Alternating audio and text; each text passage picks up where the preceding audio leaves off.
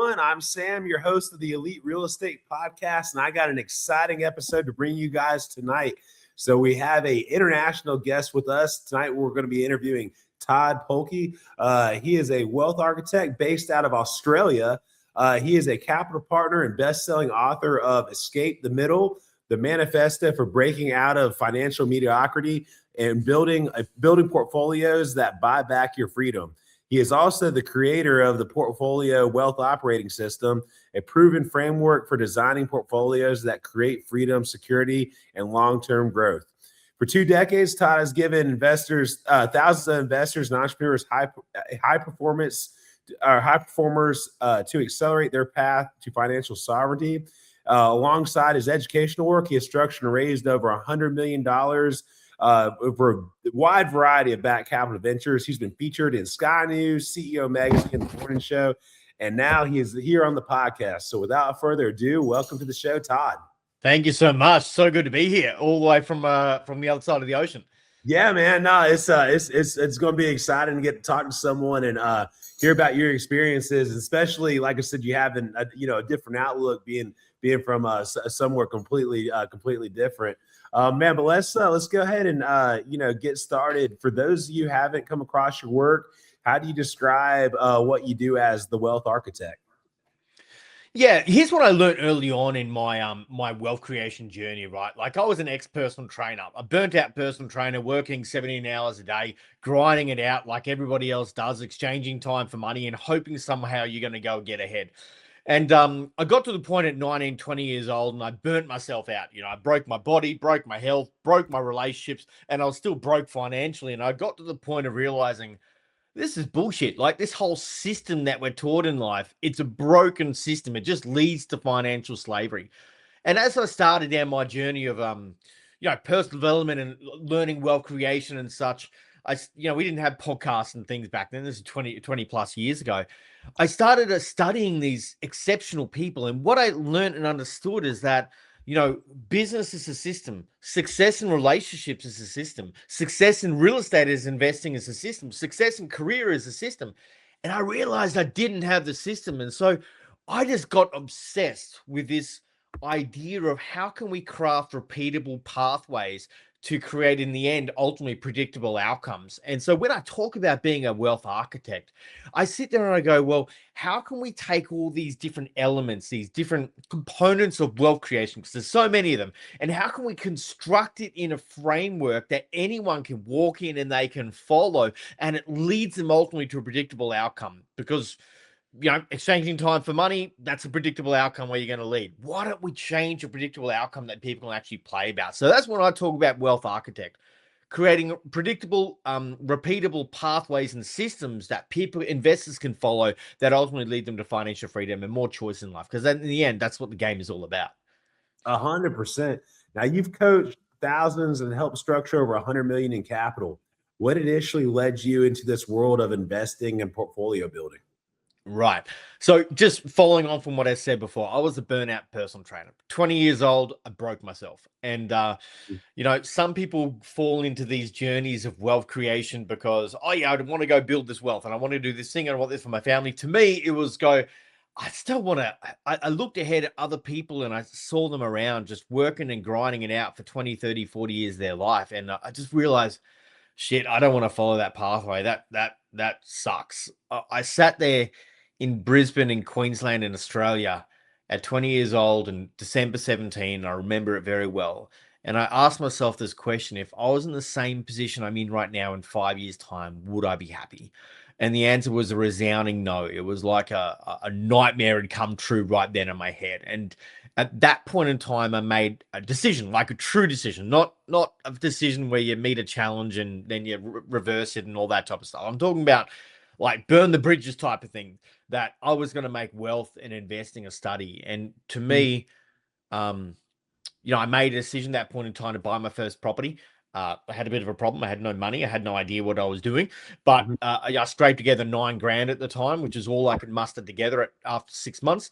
And I wound up buying my first property deal in Gold Coast in Australia for $291K. Huge debt on it, of course. And that one deal made $70,000 in growth in the first 9 months from owning it, and that was more than my entire year's income. And I learned this valuable thing. All just appreciation. That was all appreciation, my man. It's a very different market here in Australia than the US, right? Like growth and appreciation is where our big game is. Like you can create yields, but that was appreciation. Wow. No, that's amazing. Now, your book, Escape the Middle, which I actually just ordered the copy as soon as we started. So sweet, man. Appreciate you, dude. I got a paperback copy on the way to myself. But your book, Escape the Middle, has really resonated with people stuck in financial mediocrity. What inspired you to write it, and what does escaping the middle truly mean? So here's what I truly do believe in life and what I've seen. And you would have seen this in what you do as well. Just all you have to do is look around at most people's lives and how they live, right? Mm-hmm. And they follow the predictable pathway. Go to school, study hard, exchange time for money, buy a home with a fat mortgage on it, become a financial slave, get some credit card debt to buy some shit you don't need to impress people you don't care about. Put some money in a 401k superannuation in Australia, work until you're 67 years old, and to maybe one day you can retire and live the good life, even though the retirement system is failing people miserably. And that's the life path which is laid out before everybody. And following that program life leads you to this place called the middle. Now, when I say the middle, I don't mean middle class. I mean, you get to a point where you earn a middle level of income, have a middle level of freedom, have a middle level of meaning, have a middle level of wealth, have a middle level of opportunity, have a middle level of thinking, and you get to and it's a trap, and you get stuck in this place called the middle. And my entire world and my entire life, and I'm an educator at heart, so I am. My entire life has been about how do I give people another pathway? And that's where Escape the Middle was really born, laying out a blueprint and a system that anyone could follow that's going to help them escape from this trap, this place where most people wind up. Yeah. Now, you've helped raise and structure capital for a wide range of ventures, from 5-star hotels to blockchain projects. How do you evaluate where the capital should go? So, when I think about capital raising, there's two key things that I look at, right? Before anything else, there's a whole due diligence system that I look at, but there's two things that I think about. Number one is it aligned with my values, right? Because I'm a big believer in values-based investing, right? I'm never going to be the person that's going to invest in some oil rig off the coast somewhere that's destroying the oceans and things like that. I'm just never going to be, man. Instantly, that's a write-off. I'm done, right? But if it's aligned with my values and it's good, doing some good for humanity, I'm all for it. I absolutely love it, right? The second is that I always invest in founders, right? I know what it's like in business. It's a gladiator sport, right? But when you get a great entrepreneur or founder who's driven, where there's no other option, they burnt the boats a long time ago. They love what they do. They're passionate about what they do. They're talented at what they do. And being able to hitch the bandwagon to a founder like that, to be able to follow their journey, help them realize their dreams while being able to create a hefty amount of profit at the same time. It's a heck of a lot of fun, and it can be very profitable when you find the right ones. Yeah. Now, how important is it for wealth to align with your personal values and impact? I know you just mentioned that is pretty important to you, but is it you wouldn't chase just solely for the high returns? It has to be in alignment, correct? Yeah, I've done the high return thing before, and it didn't work out very well. Right, I was up at night, right, unable to sleep, and there was this nagging feeling in the back of my mind. This isn't right. This is wrong. Like, this isn't congruent, right? And there's no integrity in it. And so congruency to me is where what you think, what you feel, and what you do is all absolutely in alignment. And whenever I found myself out of that, like, life just doesn't seem to go bloody well. Let's put it that way. No, I totally agree. Like I feel like my life purpose is to help people. I own some health food restaurants. So I'm into real estate. I love it. I have this podcast. So I feel my personal life mission is to help people live their healthiest life, help people achieve their best financial freedom. And I have this podcast here to show people that, wealth can be achieved through a wide variety of people, because, I've guests from all over, all different paths. You're all the way in Australia, so it's like I said, I like to showcase people, because a lot of people I think get stuck in their own mind, in their own spot, thinking like, oh, this is it. And like I said, so I get it. You got to do, like, so what's in alignment for you. And that's totally why I've started this podcast. And I agree. And I'm super curious. What was your moment? Because what I find is that people that go down this pathway, there's a pivot point. There's a moment that you have, and we all know it, right? What was your moment? I'm super curious. Yeah, man. So I shared my story way back, but I was someone who actually got in trouble in college. I had a marijuana business in college, and great. It was before legal everywhere. And so I got in trouble, and and I actually had to go away for a few years because of that. Wow. And then when I came home, I just had such a chip on my shoulders. I felt like I let my family down, and I wasn't happy with my life. My health at the time was really bad, and so I just kind of had a epiphany moment. Actually, if you go to my Instagram, you'll see the very first picture. There's my before and after photo. My before photos. It's kind of like when I take that. There's basically I called it the first day of my new life forward. It was basically, I want to take a picture and capture what the rock bottom was, and know that every day was going to be better than that day, and it has been. I've been let's see, I've been home for about 11 years now. I've a ton of real estate.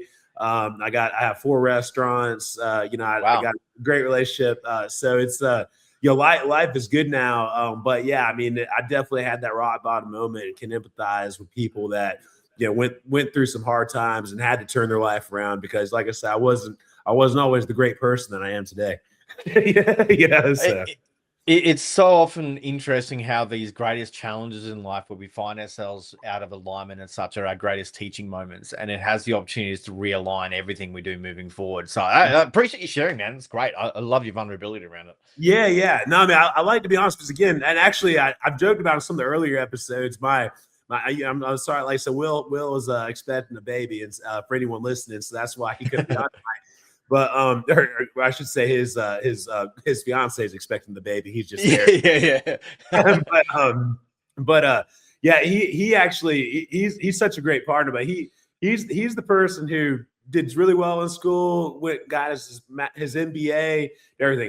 I got kicked out of college, did my thing that way.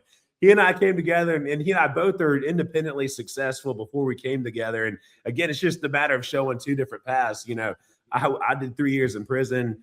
He has an MBA. And like I said, to get to today, we're both doing well. And like I said, I share that. Yeah, it is vulnerable.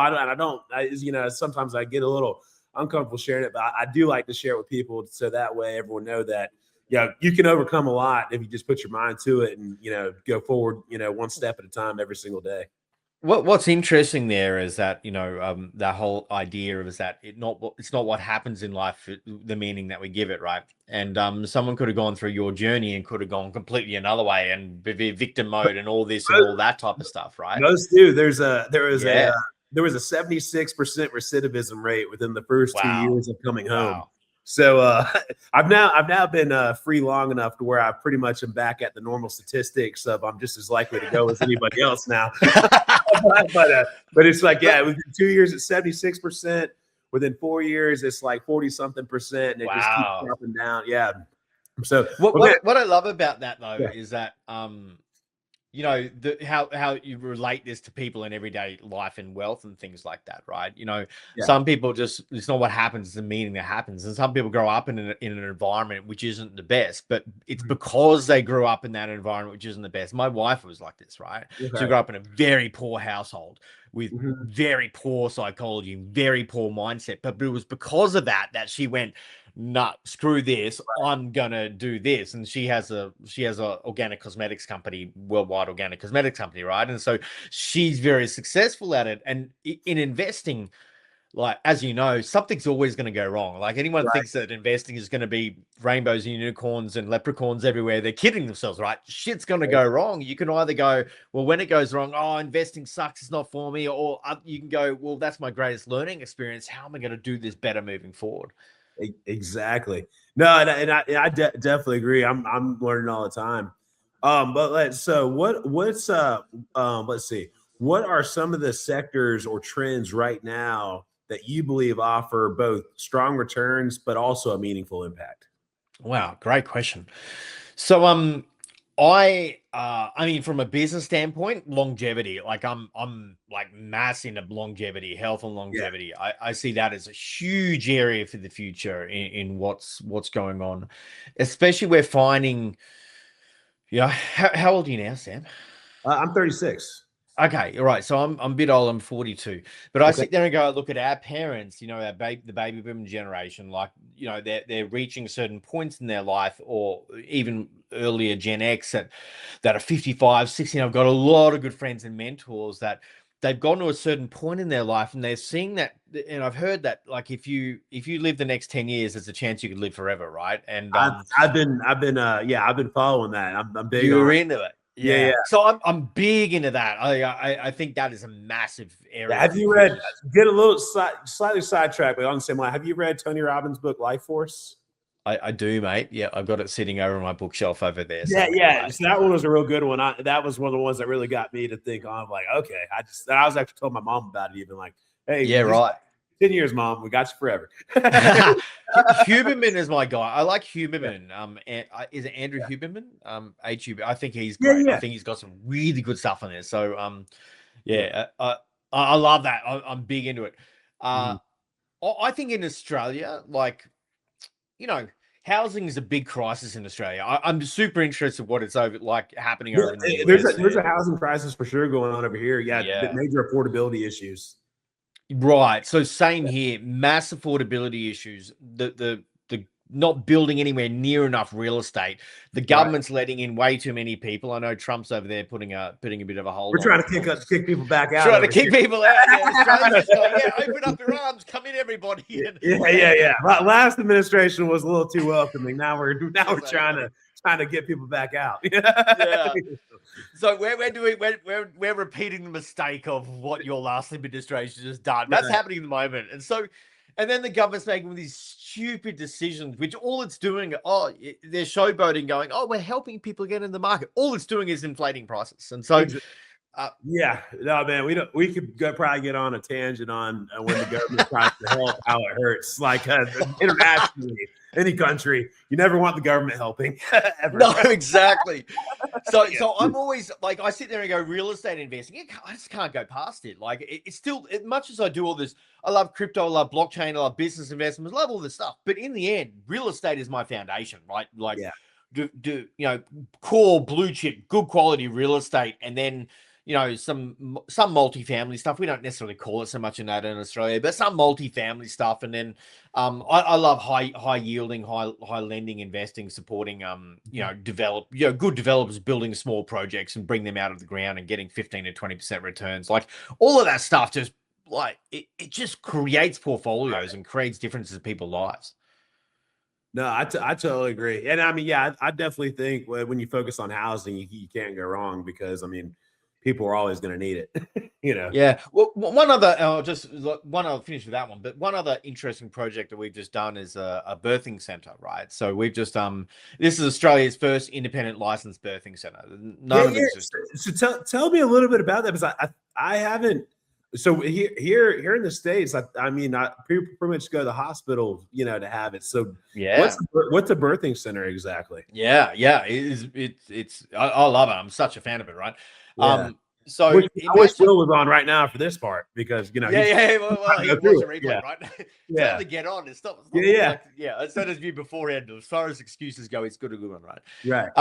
But think about a birthing center as the love child between a home birth and a hospital birth, right? Okay. And let me give some context. And we're talking about real estate. We're not talking about real estate, but we're talking about investing. But my wife had a horrible experience in the hospital, right? And I've seen a lot of people have the same experience. When as soon as you walk into a hospital environment, your chances of having a C-section goes up by 70%. And the interventions in birth go up just substantially all over the place. And so we had that experience with a birth. I've got two kids. I've got a 14-year-old daughter. I've got a 2-year-old son, right? So and we just had this experience with our 2-year-old. And my wife's waters broke quite early, and she had preeclampsia and a whole bunch of different stuff, right? And so we were in a hospital for a while, and so we had to birth in a hospital. It's not what we wanted, but that's where we needed to be. But there was no love, there was no care. They just wanted, like, when waters first broke, we went in a hospital, private hospital system. They just wanted to basically tie her to the bed and either do an emergency C-section or just keep her unable to move for like the next 2 months. And luckily we had a great midwife there with us who just advising us differently. And we've had some experiences and know a few things. And so a lot of people enter that system, but they just don't have the birth they want, and interventions happen and all that type of jazz. And so, but we also needed a bit more support than what we just being at home by ourselves with one midwife. Right.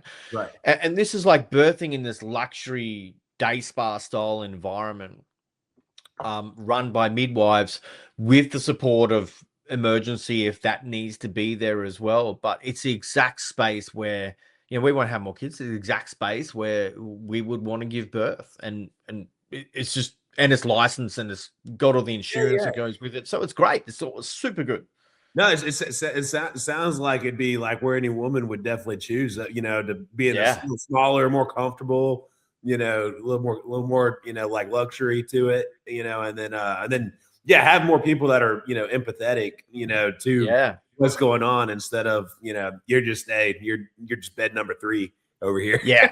and so the point about that is that it links into that longevity stuff, right? It's that slightly alternative health with more choices around your health and how you're managing that yourself. And that kind of links into that, like, good for the planet, like good opportunities. It's where the trends of the market are going. And so we were able to, my midwife is the owner of that, and we were able to get behind and get a bunch of investors together, and really, like, we open in about 3-4 weeks. So it's a really exciting time. Cool. We've been building for 2 years. Yeah. No, that sounds amazing. I'm sure there was like just a ton of red tape and stuff going through that. Right? You know how governments are, like, they're very, conducive and open to new things, and they're great at delays and stupidity. So much stupidity. And again, I could get into a big rant about this, and I'll hold myself. Are there already lots of birthing centers around Australia, or is this kind of like the newer? No, zero. Oh, there are what's called a birthing house, but it's not official, right? Like, it's not licensed.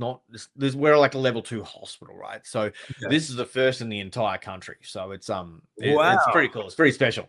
No, man, that's gonna be incredible. You definitely gonna have to share some stuff on your Instagram or something where I can check it out and stay connected on it. But yeah, that sounds very unique. Like I said, I haven't seen anything like that, over here. But I definitely, just from talking to Will after he left the hospital today, and he, kind of hearing the rundown of everything, I know that is something that his fiance Lindsay would have 100% opted to go do if there was a spot here. Yeah. Now, if someone's listening today and is earning decent money but feels stuck, what are the first 3 things they should do to start moving towards financial sovereignty? Right.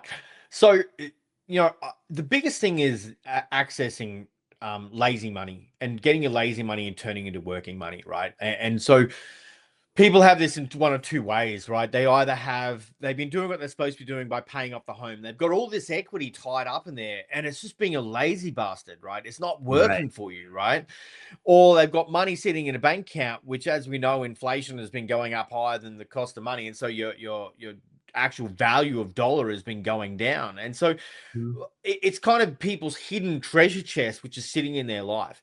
The biggest thing that we got to do first and foremost is kind of take a little bit of stock around where you are. How much do you have? Where's your trapped opportunity that if you could realize that, you could turn it into working capital, because that's a big secret, right? How do we take lazy money and turn it into working money? That's the big secret. And how do we do that consistently over a long period of time, right? That's the game in a nutshell, right? So I always sit there and go, know your numbers, because if you don't know your numbers, you're just kind of running blind. Like you're just guessing and hoping for the best. The next big thing from me is all about get yourself as liquid as possible and just have everything sitting there so it's available. And then it's all about having a plan and strategy. Because if you don't have a plan and strategy, you're just wandering around the dark and you're hoping for the best. And to me, that's gambling, and investors don't gamble, right? But once you've got that, the big game is just methodical allocation of capital towards a strategic plan over a period of time and get access to some good opportunities. And it doesn't have to be any more complex than that. The difference is people that stay the course versus those that don't, right? And they back away at the first time a challenge or get distracted in life. I totally agree. What's one myth or belief about money or investing that you wish more people would challenge? Oh, geez. Only one. Oh, you're putting me on the spot. Oh, man, if you want, if you gotta give me two or three, we can go with two. We can go with your top three, or you can give me your favorite. Yeah, let's be clear. Like, most people have very dirty minds when it comes to money, right? We're just not given a really solid foundation when it comes to money. And it's not like society teaches us that, our parents teach us that. Like, it's just how we're trained and it's how we're programmed. And a lot of people attach a lot of emotion and meaning to money, where in reality, money is just a thing. It's nothing else. Debt is just a thing. It's like how you use it all is in the eye of beholder, right? Like good investors, like I'm happy to be millions and millions of dollars in debt and happy about it. I'm super stoked about it. Great, because it's leverage to me. It means I can get $1 and multiply it by and accumulate solid assets. Because it's never about the amount of debt you have. It's all got to do with your ability to be able to pay it back and what you're using it for. Exactly. Whereas someone who goes debt and they got a credit card and they're like a drunken monkey with a knife, like they just swipe and swipe and swipe. Well, it's just debt, but they just don't know how to use it effectively. And so, like, one of the first things is that remove emotions from money, because emotions plus investing equals losing money. There's no doubt about it. The second one is debt is just a thing, right? Like a lot of people got attached a lot of negativity to it and things like that. It's just a thing. You've just got to become someone who's like, here's the thing. Why would you be given more money to manage if you can't manage what you've already got? Right. And so you've got to become the person who can actually manage and grow wealth to begin with. I've never been able to separate psychology versus action in terms of investing. Like, they have to go in to work together. If you want to create a brand new level of outcome in your life, then you've got to focus on becoming a different person on the inside first and actually become an investor who can manage more and more wealth. And if you look at your financial situation and go, it's not where I want it to be, the first place you got to look at is you. Like, what's your beliefs, what's your identity, what's your habits, and how are you showing up in the world of money that's delivering you results? I think 3 or 4 just came out then, but that's okay. Yeah. No, like I said, I think that's definitely a great way to look at it. One of my things that I think people get a lot in their way is like there's a lot of people that think people that chase wealth is greedy, or like a negative connotation on it. And I personally think everybody should try to become wealthy, because if you don't need the money, you can give it away. Like, you don't have to keep it.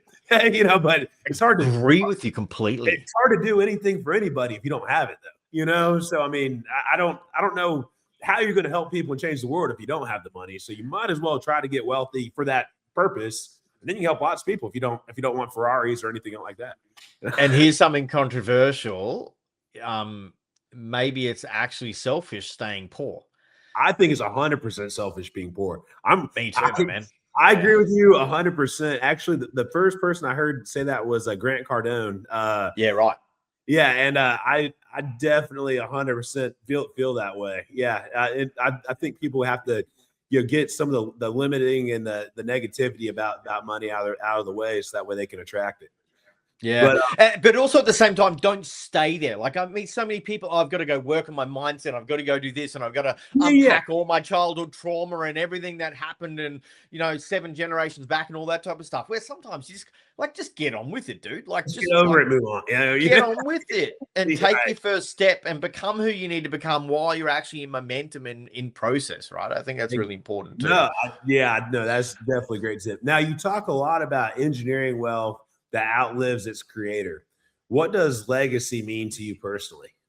Yeah, it's one of my favorite topics, and this is a perfect segue from just where you were, right? Like, I agree with you. I think everyone should make as much money as you possibly can. Handle home base, live an extraordinary quality of life, because why the hell not? We live in such a beautiful world with so much to explore. Just enjoy it, experience it, rather than just being stuck working your entire life. But then find something bigger than yourself to give it away to. Leave the world in a better place because you're here. Wealth with purpose, right? I think about legacy in 4 ways, right? I think about impact, and impact is kind of you living out your purpose. What's your reason for being? Like you running this podcast, you're having an impact on thousands upon tens of thousands of people by doing what you're doing, by giving them tools and structures and introducing the people and sharing different ideas. And like, that's impact. And say I'm an educator, right? Like, to me, I'm a teacher at heart.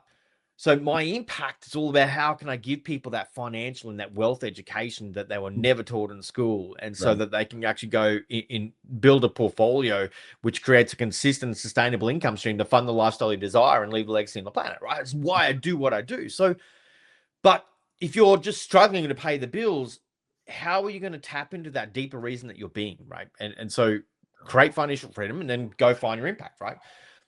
The second, I believe, is all about the messages you leave behind from living a incredible quality of life, right? There was this great movie called The Ultimate Gift. It's an old movie, and a lot of people don't know about it, but I just think it's one of the most beautiful movies I've ever seen. And it's this story behind this old man. His name is Red, and he started from nothing, became a multi billionaire.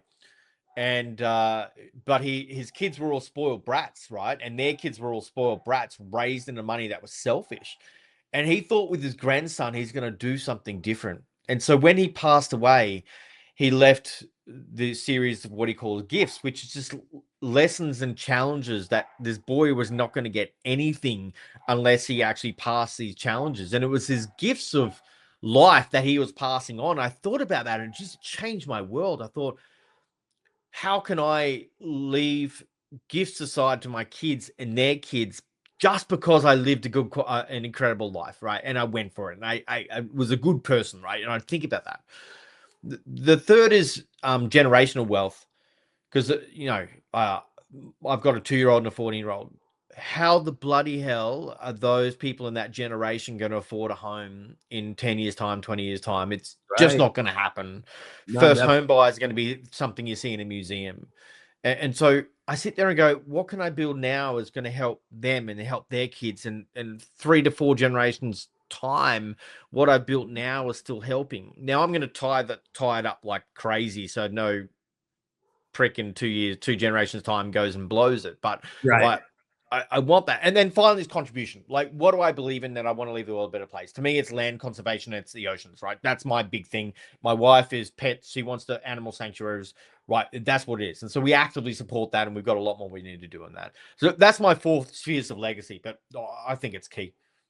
Dude, I love that. I love that thought process and how you checked out those 4 pillars, of it, like, you thinking about the next generations, making sure good, and then leaving the world a better place, making a difference. I think all those are very important legacy plays. And yeah, I mean, we got to look out for the next generation, because home affordability is not looking great. Yeah, they're screwed if they don't get help. Yep. Exactly. Now, man, this has been great. Like I said, I've already followed you on Instagram. How can people connect with you? You want to go ahead and shout out that Instagram handle again?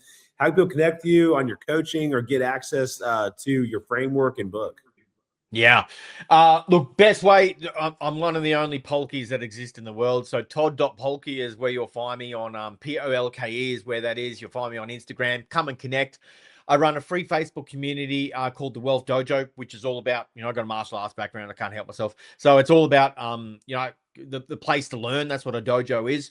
And so we got a free Facebook community where a bunch of investors together learning how to kind of grow and scale their personal wealth.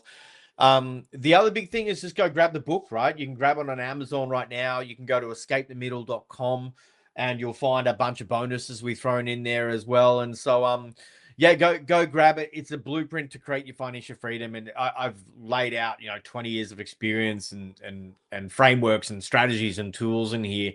And for anyone, no matter where they are, to be able to take that and go and create that escape plan from the middle. That's what it's all about.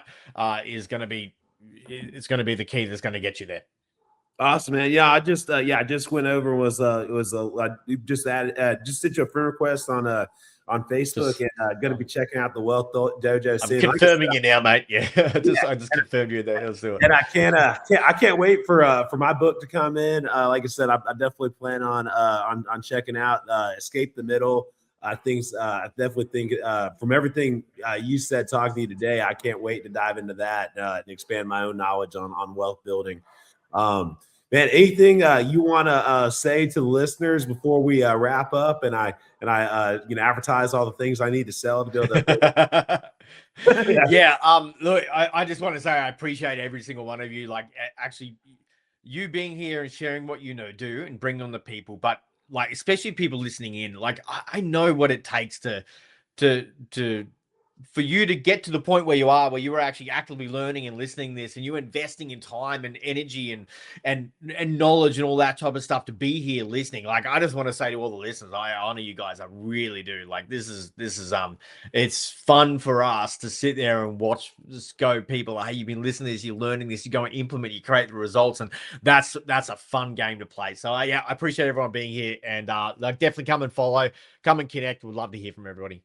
Yeah, man. And then, guys, everyone listening, we appreciate everyone tuning in.